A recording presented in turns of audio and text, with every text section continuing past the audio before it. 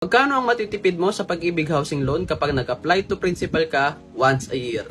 Ayan, halimbawa 1 million ang utang natin, standard interest rate ni Pag-ibig ay 6.375%. Kung term natin ay 30 years, convert natin sa months, maging 360. Ang maging monthly amortization natin ay 6,238.70.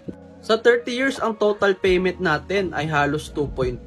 So, halos doble ng dahil lang sa interest. So, magkano matitipid natin kapag nagbayad tayo once a year applied to principal? Halimbawa, ibayad natin 10K once a year applied to principal.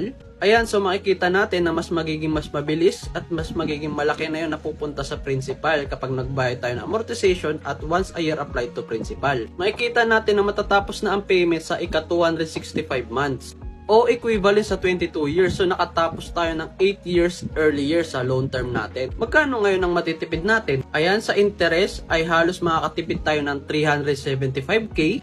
At sa total payments naman ay makakatipid tayo ng halos 372,000. Once a year mo lang in-apply sa principal yan at 10,000. Paano pa kung mas malaki yung ihulog mo at mas madalas ang applied to principal?